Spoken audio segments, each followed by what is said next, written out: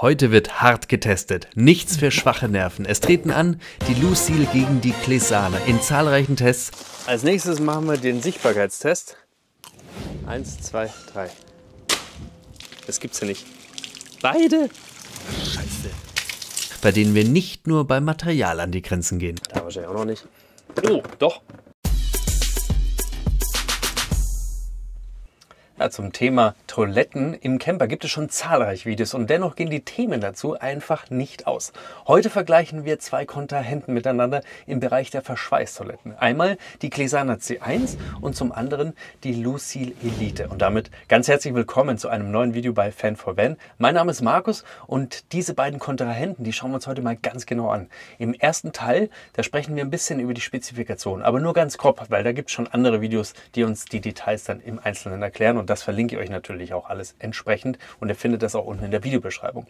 Danach gucken wir auf die Installation und auf das Ready-to-Go-Machen der unterschiedlichen Systeme und dann gehen wir wirklich Tests durch. Wir machen Sichttests, wir machen Geruchstests, wir machen Festigkeitstests, wir machen Geschwindigkeitstests. Also wir stellen wirklich alles einfach gegenüber und ziehen dann zu allerletzt ein Fazit. Wobei das Fazit ist dann mein ganz persönliches Fazit. Wie habe ich das Ganze gemacht? Die Clesana C1, die habe ich bei mir selber verbaut, da habe ich also ganz viel Erfahrung sammeln können. Die Lucil Elite habe ich mir ausgeliehen vom Kumpel, weil der möchte sie sich jetzt fest in seinem Auto einbauen und bevor er das macht, habe ich sie mir schnell geschnappt, damit wir zusammen dieses Video drehen können. Und by the way ist es übrigens auch so, dass es von beiden Herstellern auch mobile Versionen gibt. Einmal die X1 von Clesana und einmal von Lucil, die Evo heißt sie, glaube ich.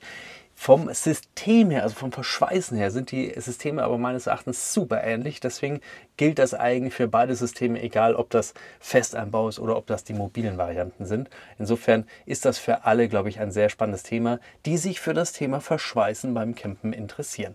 Eine Sache ist mir noch wichtig, ihr seht vielleicht manchmal an den Toiletten irgendwelche Kabel bzw. Magnete verlegt. Das sind dann Sachen, die ich gemacht habe, damit wir in diese Toilettensysteme reingucken können, wenn sie arbeiten, weil die Toilettensysteme haben eigentlich Schutzmechanismen, dass die kontrollieren, ist der Deckel unten und erst wenn er unten ist, dann schweißen die los. Und das habe ich so ein bisschen umgangen mit meinen Magneten, also nicht wundern, wenn da hin und wieder mal irgendwo ein Magnet klebt. Ja, und damit jetzt aber genug gebabbelt, wir legen los und ich wünsche dir ganz viel Spaß bei diesem direkten Vergleich. Das ist jetzt die Lucil Elite. Ich habe mir gedacht, hey, die kenne ich doch irgendwoher. Vom Design her mit den Knöpfchen hier und so weiter, das kenne ich doch irgendwoher.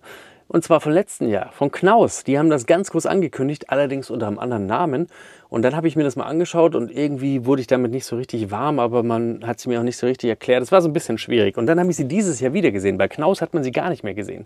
Ich habe sie gesehen bei Tomtour, beim Tobi. Der hat mir die auch ein bisschen erklärt. Der hat auch gesagt, dass es hier ja, nochmal deutliche Optimierungen und Verbesserungen gegenüber des letzten Jahres gab.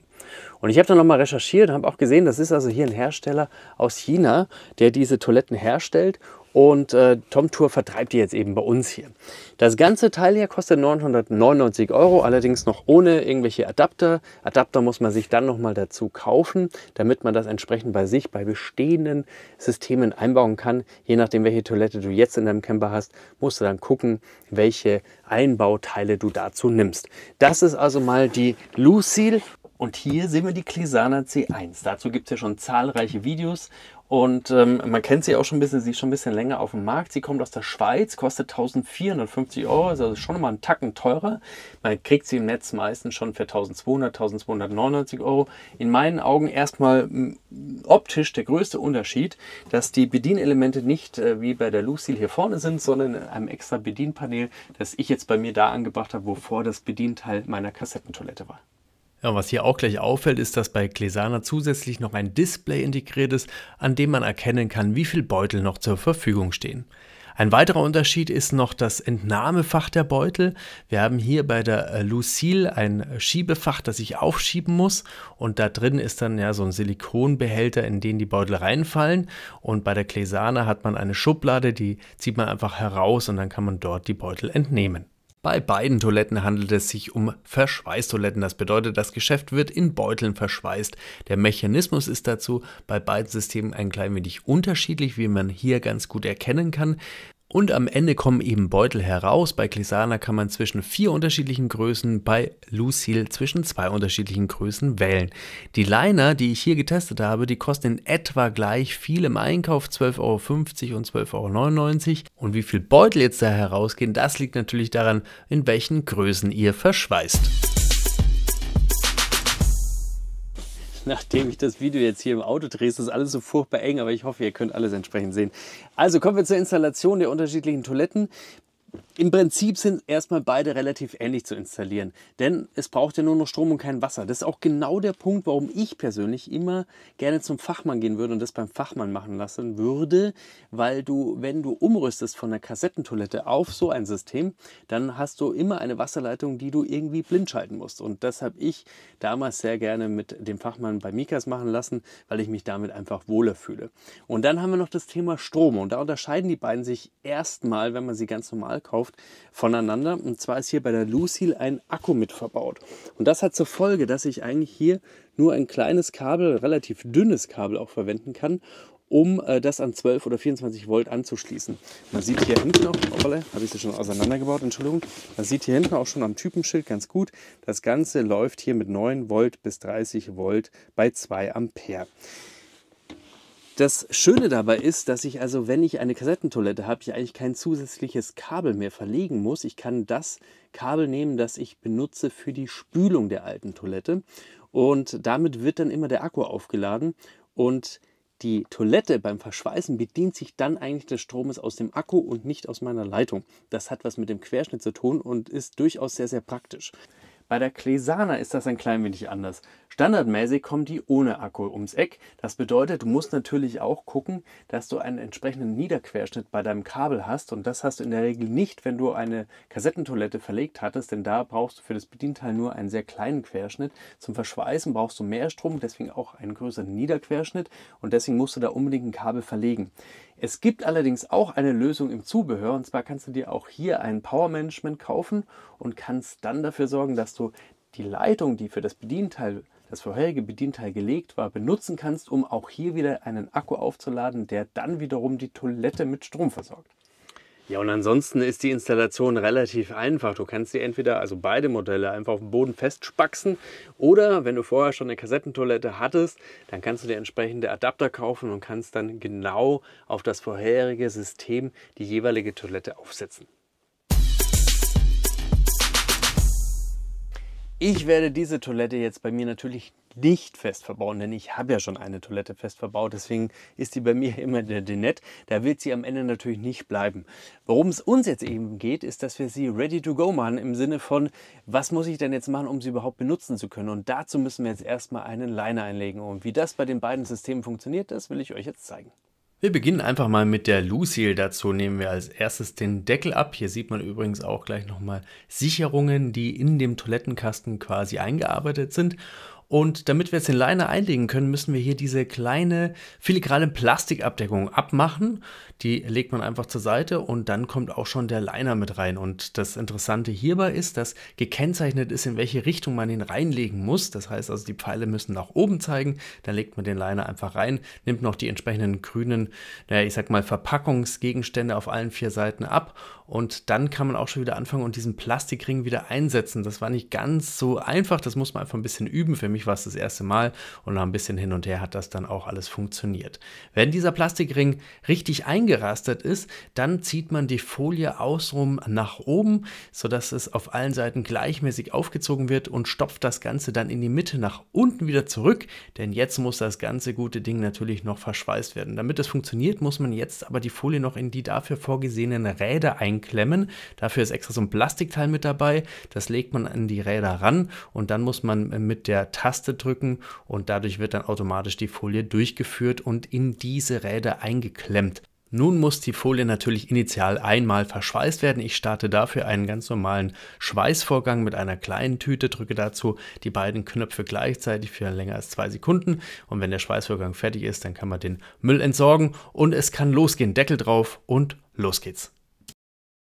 So, Clesana. Hier geht das Ganze so, ich nehme auch den Deckel ab, dann habe ich dieses Teil hier und hier lege ich dann den Liner rein.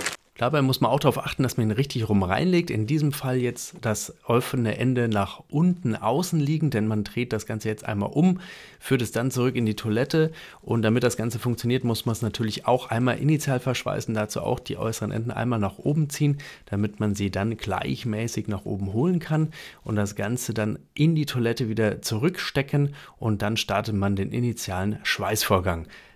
Hierzu startet man übrigens keinen ganz normalen Beutelschweißvorgang, sondern man drückt auf die Reset-Taste für länger als 3 Sekunden, denn dann wird auch die Anzahl der Beutel auf 40 zurückgesetzt und die tatsächliche Anzahl der Beutel errechnet sich dann anhand der Größen, die man später bei den jeweiligen Geschäften drückt.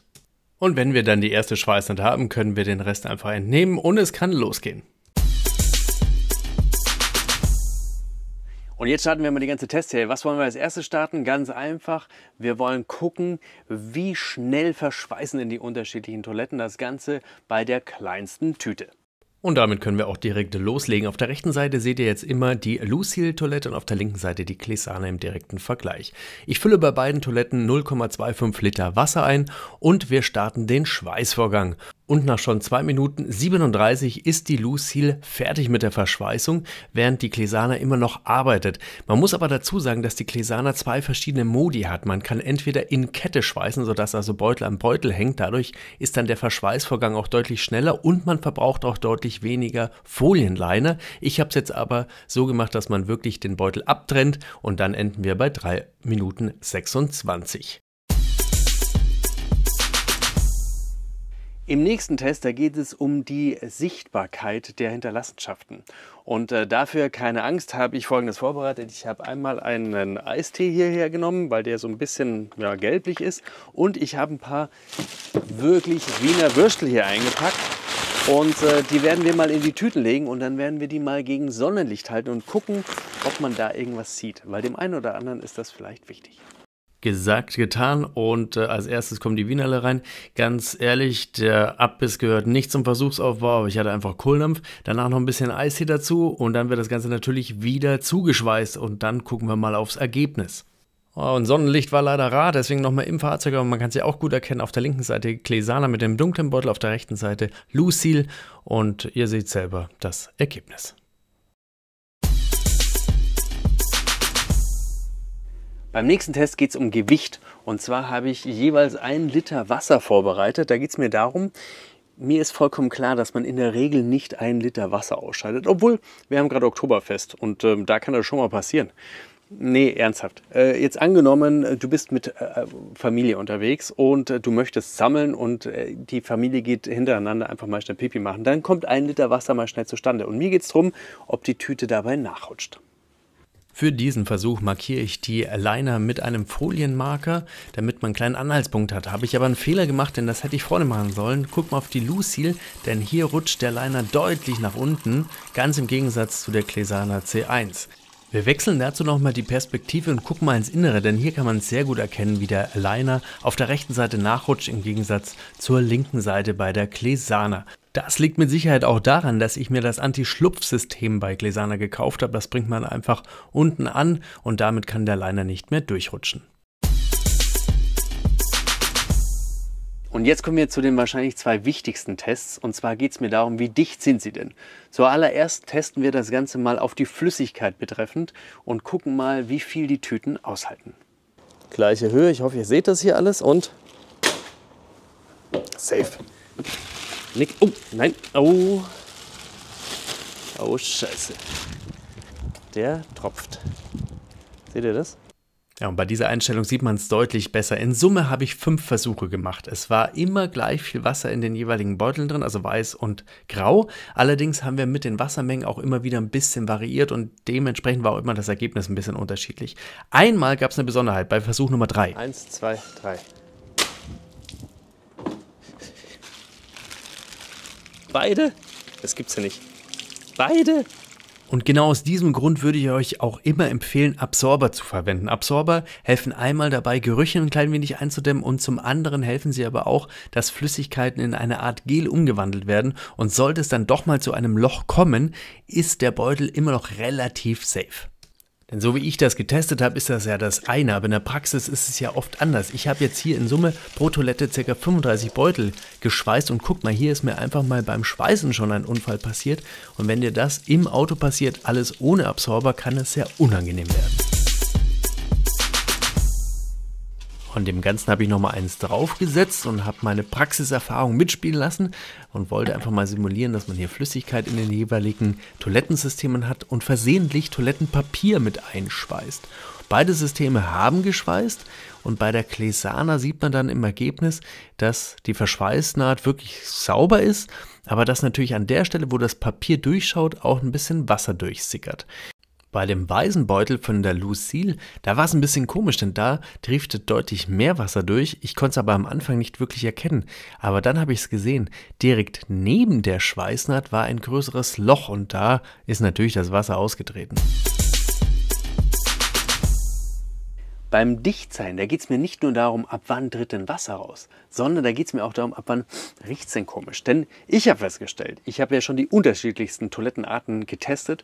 Im Winter ist das alles nicht so dramatisch, im Herbst auch nicht so, denn da ist es kalt. Aber im Sommer, wenn die Sonne richtig auf dein Auto knallt, dann können sich die unterschiedlichen Toilettenarten auch auf den Geruch im Fahrzeug auswirken. Und da ist natürlich auch ganz entscheidend, dass die Tüten nicht nur dicht halten im Sinne, dass kein Wasser oder keine Flüssigkeiten austreten, sondern natürlich auch, dass keine Gerüche austreten. Und das testen wir jetzt und dazu habe ich mich ordentlich ins Zeug gelegt, denn ich habe lange überlegt, wie ich denn das testen kann. Ja, und dann kam mir die Idee, ich habe dazu einfach mal Wasser aufkochen lassen, und zwar alles in meiner Outdoor-Küche, damit ich nicht die nächsten 10 Tage einfach nur noch das rieche, was ich jetzt gleich vorbereite. Wasser gekocht, Knoblauch geschnitten und ordentlich viel reingepresst und das schön miteinander aufkochen lassen und das Ganze dann in Flaschen abgefüllt. Und mit diesem wunderbar duftenden Fläschchen bin ich dann zurück in meinen Kastenwagen und habe das Ganze natürlich wieder in die jeweiligen Toiletten verfrachtet und habe mit dem Einschweißen begonnen. Und Safety First, damit mir nichts passiert, habe ich die Beutel in eine jeweils eigene Box reingelegt. Und dabei ist mir nochmal aufgefallen, dass die weißen Beutel sehr nach Zitrone duften. Leute, in meinem Auto, da sieht es aus, das ist eine Katastrophe. Aber egal, alles für den Test. Ich lasse jetzt diese beiden Duftpackungen hier in meinem Badezimmer drinnen und mache hier auch nochmal die Türe zu.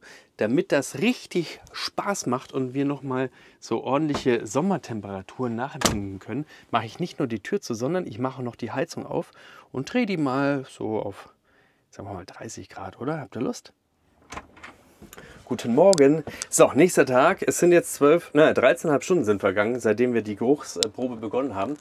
Und ich muss zugeben, die 30 Grad konnte ich nicht konstant halten. Im Gegenteil, die habe ich nach einer halben Stunde wieder abgedreht, weil ich mein Auto nur in Summe regulieren kann. Und das wurde mir dann ein bisschen zu heiß. Also wir hatten jetzt heute Nacht so um die 20 Grad. Jetzt habe ich gerade auf 22 Grad erhöht. Und wir gucken mal. Also hier rieche ich nichts außer schwedischem Plastik. Da wahrscheinlich auch noch nicht. Oh, doch. Boah, das ist unangenehm. Hier riecht es jetzt nach Zitrone und Knoblauch vermischt. Und das mal nach nicht 24 Stunden. Das ist krass. Ich lasse das Experiment jetzt mal noch weiterlaufen. Ich lasse es jetzt mal noch weiterlaufen. Jetzt haben wir den dritten Abend, also wirklich 3 Tage ist das jetzt verschlossen in den jeweiligen Plastikboxen. Und ich glaube, ich muss mich jetzt von diesen Beuteln trennen. Der schwarze hier, der ist echt noch okay, das ist sehr neutral, riechst du nix. Und hier habe ich jetzt schon Schiss. Ja, geht gar nicht. Das, vor allem in Kombination mit dieser Zitrone, ich kann es gar nicht erklären, das ist voll strange. Und ich habe nicht wirklich eingeheizt. Also Geruchstest ist für mich ganz klar weiß durchgefallen. Alle Tests sind durch, Zeit für ein Fazit und ich hoffe, dass ihr das jetzt alles erstmal selber beurteilen könnt und auch wollt. Das ist mir sehr, sehr wichtig, weil jetzt kommt wirklich nur ein sehr persönliches Fazit. Ich habe viel gelernt mit diesem Test und mir ist aufgefallen, oder generell erstmal am Anfang, ich finde, die Toilette sieht echt gut aus. Die sieht sehr, sehr schön aus und ich glaube, die kann man toll in sein Wohnmobil integrieren. Die Schublade hier unten gefällt mir nicht so gut. Die ist immer ein bisschen schwierig gewesen zu öffnen und das ist zu wabbelig. Gefällt mir gar nicht. Das finde ich bei Clesana besser gelöst. Ansonsten finde ich an dieser Toilette super gut, dass sie diesen Akku schon mit integriert haben, dieses Power Management sozusagen, weil dadurch ist der Einbau halt viel, viel einfacher und damit wahrscheinlich letztlich auch viel, viel günstiger. Was mir aber nicht gefällt, ist bei dieser Toilette, dass alles deutlich dünner und filigraner ist als bei der Clesana. Bei der Lucy ist es so, wenn du allein den Liner einlegst, dann habe ich schon dieses Plastik in der Hand. Das fühlt sich alles einfach billig an, ehrlicherweise. Sehr dünn. Ich glaube nicht, dass das lange hält, wenn man es oft benutzt. Jetzt ist mir noch eine Sache aufgefallen, und zwar ist der Innenraum hier ein bisschen anders als der Innenraum von der Clesana. Wir haben hier bei der Lucille, wie soll ich denn sagen, ein bisschen zweigeteilten Innenraum. Und wir haben hier einmal ein Loch, wo es nach unten geht, wo dann auch das ganze Geschäft nach unten fällt. Und hier vorne hat es aber, ja, hier ist es ein bisschen enger. Und mir ist es vorher durch einen Zufall eigentlich aufgefallen, wenn du hier mit Wasser hinkommst, dann spritzt es sehr. Ich glaube auch, dass das durchaus sehr eng sein kann. Ich will jetzt nicht über 20 cm sprechen, ihr wisst, was ich meine. Aber hier könnte das eng werden für einen Herrn. Aber das kann ich jetzt an dieser Stelle nicht beurteilen. Schreibt ihr in die Kommentare, falls ihr da Erfahrungen habt. Was ich euch hier zeigen möchte, ist das Thema mit dem Wasser. Und ihr seht gerade, wenn ihr an den oberen Rand mal achtet, wie das Wasser immer wieder nach oben driftet. Und ich könnte mir vorstellen, dass das auf die Dauer für die Hygiene eher unangenehm ist. Ein weiterer Punkt, den ich sehr, sehr wichtig finde, ist dieser Geruchstest und dieser Dichtigkeitstest. Und da sind die bei mir auch ein bisschen durchgefallen. Gar nicht so wegen der Flüssigkeit, das ist noch okay, da muss man halt vorsichtig mit umgehen, sondern eher wegen dem Geruch. Denn ich nehme auch oft die Tüten einfach mal für 4-5 Tage mit. Warum auch immer, weil ich einfach autark stehe, nicht entsorgen kann oder weil ich im Süden bin und nicht will, dass die Tüten auf eine Deponie kommen, sondern ich möchte, dass die verbrannt werden etc. Und dieser Geruchstest, dass die nicht mal 24 Stunden lang den Knoblauch halten können, das hat mich echt erschrecken lassen. Und du merkst es auch, also es ist alles ein bisschen dünner und filigraner. Wenn du hier, da braucht es nicht viel Kraft und dann ist das hier aufgerissen. Das ist hier anders. Wenn ich hier mit demselben Zug, hast du keine Chance. Also, geht nicht. Vor allem stelle ich hier fest, die Naht ist nicht der Schwachpunkt, sondern wie ich die Tüte hier zum Platzen kriege, ist, wenn ich mit dem Finger in den Liner reinbohre und dann aufreiße. Aber so spielend wie hier kriege ich sie einfach nicht auf. Und ja, das sind halt Sachen, die gefallen mir nicht. Aber liegt eben auch daran, dass ich die Toilette sehr viel benutze. Das bedeutet, ich bin mindestens 3 Tage die Woche im Camper und benutze dann natürlich auch viel die Toilette. Und das ist vielleicht auch genau der Punkt. Wenn du dich mit einer Verschweißtoilette wohlfühlst, du die Toilette aber nur als Notfalltoilette mit bei hast, dann ist das hier mit Sicherheit super, weil sie macht das, was sie soll. Aber man muss halt dann danach aufpassen und vor allem auch schnell sein. Wobei ich das auch ein bisschen egoistisch finde, weil gerade diese Geruchsgeschichte, es geht ja nicht nur um uns, sondern es geht ja auch um die Leute, die das Ganze verwerten müssen. Und daran müssen wir auch ein bisschen denken. Also, naja. Aber ich glaube, wenn du richtig viel die Toilette benutzen möchtest in deinem Camper, dann bin ich froh, dass ich bei mir die Clesana eingebaut habe. Aber jetzt, ihr habt ja selber die Tests gesehen. Ich bin gespannt, was ihr dazu sagt. Schreibt sehr gerne in die Kommentare. Vielleicht habt ihr auch Erfahrungen, gerade was den Service betrifft. Das würde mich auch sehr interessieren, denn ich muss sagen, den Service bei Clesana habe ich als sehr, sehr positiv erlebt. Wenn du da irgendein Problem hast, schreib es hin, kriegst sofort Antworten. Und das finde ich auch sehr, sehr wichtig. Wer da bei Lucille Erfahrungen hat, das würde mich auch freuen, wenn ihr da einfach nochmal in die Kommentare schreibt. So wie ich den Tobi kennengelernt habe, glaube ich, ist das auch ein sehr, sehr netter Kerl. Das ist ihm auch sehr wichtig. Also glaube ich, ist der Service dort auch super gut. Aber wie gesagt, da freue ich mich auf eure Erfahrungen. Generell, wenn ihr diese Toiletten benutzt, was sind eure Erfahrungen, was sind eure Probleme, was sind eure Fragen? Ich versuche so schnell wie möglich zu antworten. Und worüber ich mich total freuen würde, wenn ihr ein Like da lässt, denn das ist für mich eine super Bestätigung, solche Videos weiterzumachen. Die sind, also gerade dieses Video, ihr glaubt es gar nicht, aber das war für mich echt super aufwendig, das alles vorzubereiten. Und egal, ich will ja jetzt nicht jammern, aber das würde mich motivieren, solche Videos weiterhin zu drehen. Sehr gerne auch abonnieren, wenn ihr sagt, ihr seid noch kein Abonnent, denn hier kommen ständig Videos rund um das Thema Camping, Fahrzeuge, Gadgets, Produktvergleiche etc. Und jedes Abo ist ganz, ganz herzlich willkommen. Und jetzt wünsche ich euch, egal mit welcher Toilette ihr auch immer unterwegs seid, ganz, ganz tolle Touren. Und das Wichtigste ist, dass ihr gesund und glücklich wieder zurückkommt. Und dann sehen wir uns beim nächsten Video wieder. Da geht es dann wahrscheinlich schon um den Abschied dieses Fahrzeuges. Ist ein anderes Thema. Alles Gute und vielen Dank fürs Zusehen.